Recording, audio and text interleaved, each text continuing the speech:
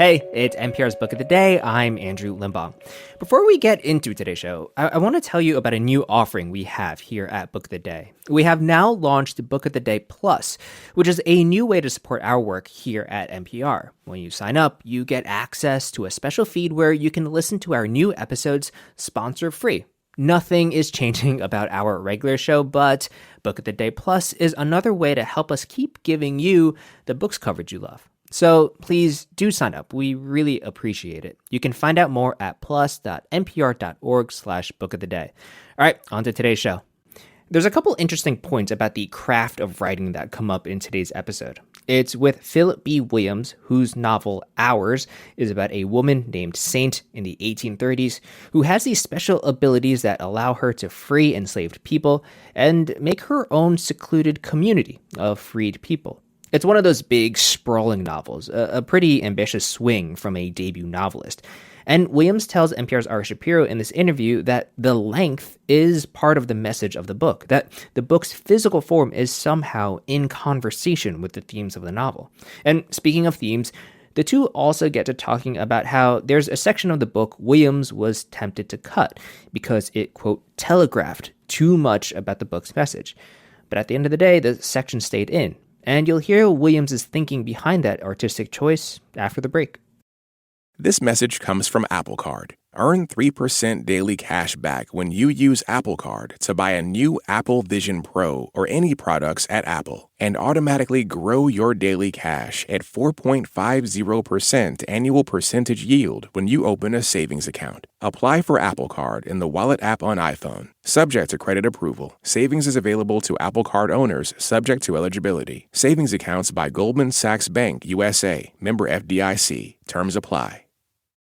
When the writer Phillip B. Williams was a kid, he heard about certain family practices. You could call them superstitions, folklore, or even magic. A story that was told to me by my mother about her father involved kind of conjuration where he would salt his thresholds in order to keep what is considered dark spirits out of the house. It's this idea that sea salt can either burn a bad spirit or distract them as they're counting the grain so that they can't actually enter your house. And I was raised with an idea that a lot of things are possible. Phillip B. Williams weaves that idea through his debut novel, Hours, O-U-R-S. It is a sprawling American epic spanning decades. Many of the characters use herbs, roots, or stones to bring people safety or harm. At the heart of the story is a woman named Saint. She uses her powers to free enslaved people and build a town for them, hidden from the outside world. The place is called Hours. Saint is difficult to describe. She seems to be in control, but she's not necessarily in control. She likes to have control. She likes to have privacy. And for the most part, one can say that she is benign until you cross her. The trouble is crossing her could be anything. You never know exactly what she would take offense by. She's mercurial in that way. She's also extraordinarily passionate and loving. Earlier in the book, she seems like almost a superhero. She destroys plantations and the enslavers who live on them. She frees the black people who were living there and brings them to freedom. It is such an unequivocal kind of embodiment of a fantasy of what might have happened if superheroes existed in that time. There are, parallels. People might think Harriet Tubman. They might think of the Haitian Revolution, where there were no superheroes, but there were people who took up the mantle of hero, right? And they didn't do it alone. They did it with assistance. But yeah, she does it with a lot more ease. You were a poet before you were a novelist, and so it's not surprising that there are some really beautifully written lines in the book. And I'd love you to tell us about one that comes right near the beginning, where Saint has just freed a man from slavery, and she says to him, "Don't ever try to touch your chains again. You might get rust on your priceless skin." She does not believe in thinking about the past and focusing on the past. It sullies the self, it sullies the spirit in her belief system. And so to interact with anything that had tried to destroy you means that you want to be destroyed. It means that you want to remain in what held you captive and in what stained every part of your being. And so she says that to keep him from playing with the detritus that had enchained his body, mind, and spirit. So much of the book is about how to be free and what it means to be free. And there's a really poignant exchange between two close friends named Justice and Luther Phillip. Could you read this passage? He spoke aloud one of the hurts meant to be his most concealed. I don't think I'm being free the right way.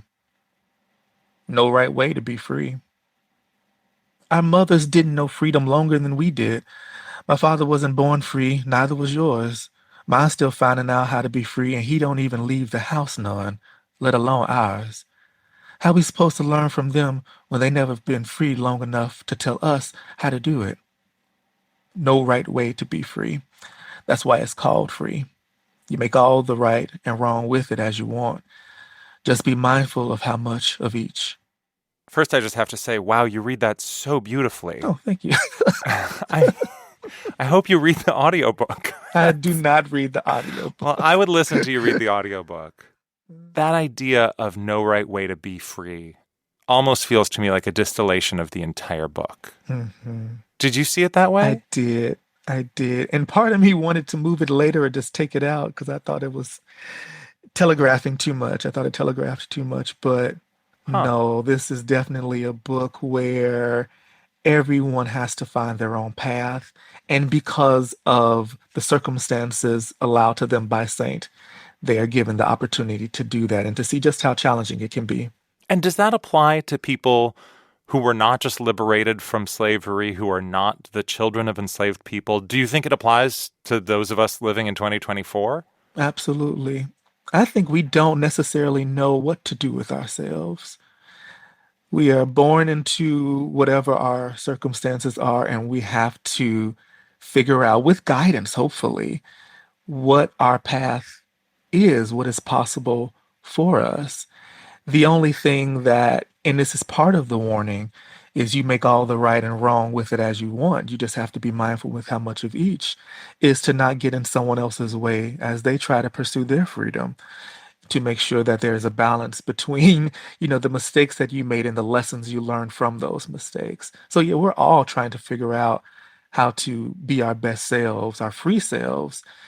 Also, in a world where there are others for whom our freedom is seen as a threat. So yes, I think we are still very much living in that location, right? That kind of logic of there's no right way to do it, but it's still a challenge. And what's interesting about the people who live in the town of ours is that they're concealed from the outside world. And so the people who see their freedom as a threat don't have to be a factor. And yet, the problems don't go away. They don't go away.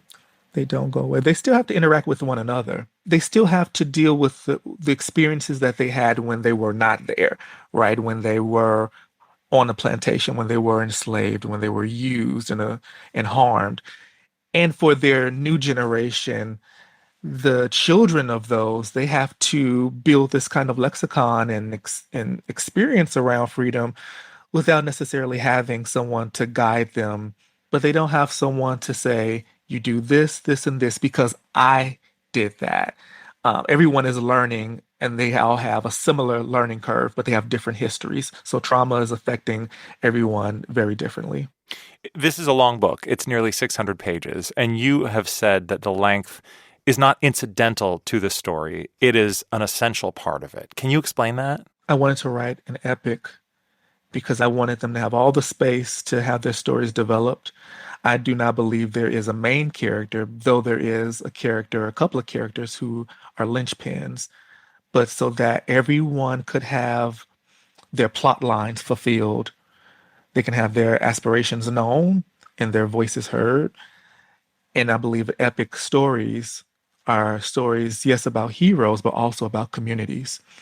And so it was very important for me to, craft-wise, create something that honored that history. Phillip B. Williams, it has been so good talking with you. Thank you very much. Thank you. It's an honor. His debut novel is Ours.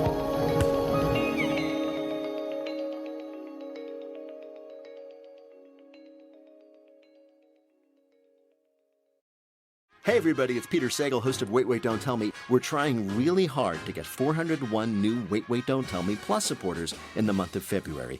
And to make this plea a little tastier, we're going to grant you some extra fun episodes. Head to plus.npr.org and sign up for Wait, Wait, Don't Tell Me Plus to hear the most mouth-watering show on public radio today.